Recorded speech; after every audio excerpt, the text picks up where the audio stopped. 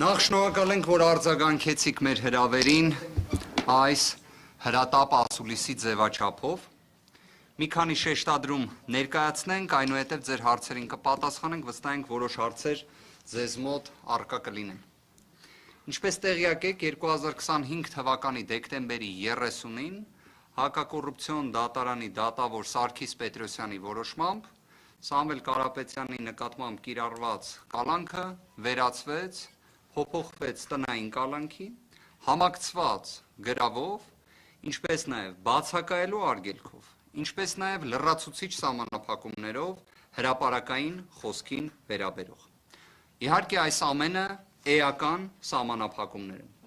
բայց մյուս կողմից ունեցանք մի իրավիճակ, որ 2025 թվականի հունիսի 18-ից մինչ օրս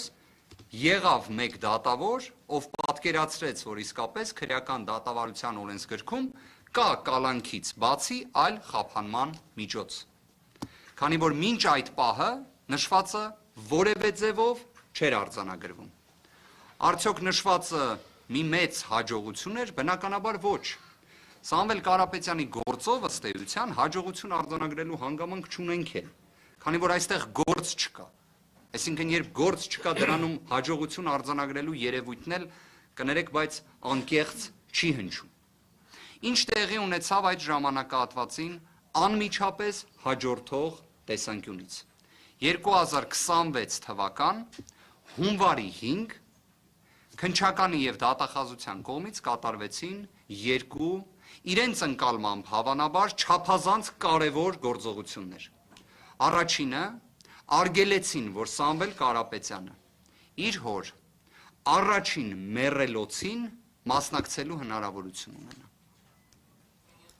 Վստահ եմ շատ կարևոր որոշում էր երևի թե դա իրենց ընկալման մեջ։ Իդեպ հայ ազգում, մեր հասարակության մեջ, մեր արժեհամակարգի մեջ սա չլսված բան է։ Սա իսկապես ամոթ է։ Բոլոր իմաստներով սա խայտառակություն է։ Բայց այդ օրը դրանով չէին սահմանափակվել իրավապահ մեր գործընկերները։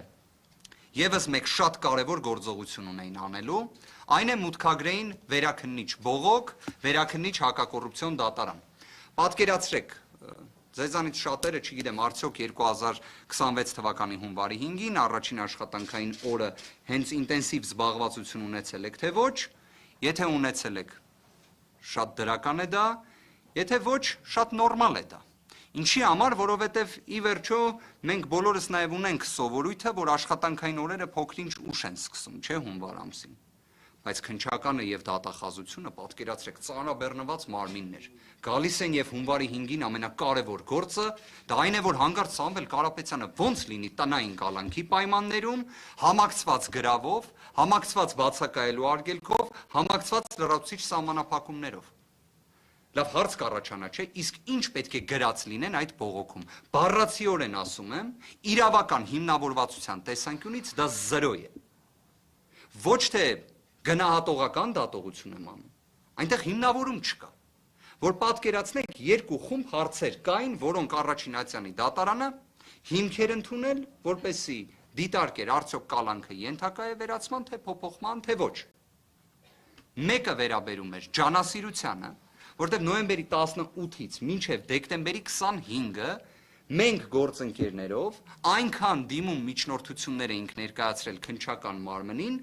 որպեսզի վերջիններս գործողություն կատարեն։ Հավատացած եղեք, որևէ այլ քրեական գործով նման պրակտիկա չէիք գտնի։ Այսինքն մենք ինչ-որ իմաստով քննիչից ավելի շահագրգռված էինք գործով գործ անելու մեջ։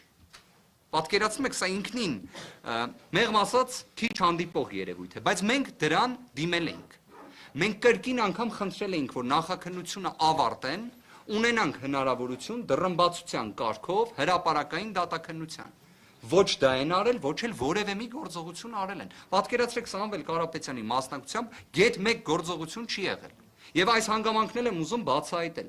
Դատական նիստի ընթացքում, երբ դրա վերաբերյալ մեր հիմնավորումները ներկայացրեցինք, տվյալները բացահայտեցինք, այսինքն մեր միջնորդությունները ստացված պատասխանները։ Քանի որ այո, քննիչը դրանք բոլորը, մեր միջնորդությունները, մերժում էր անհիմն լինելու պատճառաբանությամբ։ Այսինքն մենք ասում ենք դուք գործ արեք, իրենք ասում են անհիմն միջնորդություններ ես տալի։ Սա է իրականությունը։ Դատարանը հարց տվեց քննիչին, արդյոք Սամվել Կարապետյանի մասնակցությամբ որևէ գործողություն արել եք, թե ոչ։ Խրոխտ ձայնով հնչեց պատասխան, որ ոչ մի գործողություն չեն կարել։ Մյուս հարցը հնչեց, իսկ Սամվել Կարապետյանի խաբման միջոցների պայմանների տեսանկյունից դրա նվազմանն ուղղված, քանի որ քննիչը պարտավոր է դա անել, ինչ որ գործողություն արել եք, թե ոչ։ Նույն ինքնավստահությամբ հնչեց պատասխան, որ ոչ մի գործողություն էլ չեն արել։ Եվ այդ պայմաններում դատախազը վերաքննիչ բողոք է ներկայացնում։ Մյուս խնդիրը վերաբերել է առողջական բնույթի հարցերի, դրան որոշակի անդրադարձ կկատարենք, ըստ էության Սամվել Կարապետյանը այս ողջ ժամանակահատվածում, հիմա էլ իդեպ, դեռևս իր արձագանքը դժվար է կանխատեսել, բայց ամեն դեպքում ինքը մշտապես դեմ է եղել այս հանգամանքներից որևէ մեկին անդրադարձ կատարելու։ Իդեպ իր կողմից որևէ բողոք նշվածի վերաբերել չի եղել, հենց իր կողմից, բայց բոլոր դեպքերում։ Մեկ հանգամանքն ենք ուզում բացահայտել, գործընկերներն էլ կմանրամասնեն։ Սամվել Կարապետյանը տնային կալանքի պայմաններում այցելեց բժշկական հաստատություն, ունեցավ համալիր բժշկական ստուգում, որը չէր ունեցել շուրջ 7 ամիս, եւ պարզվեց, որ իր մոտ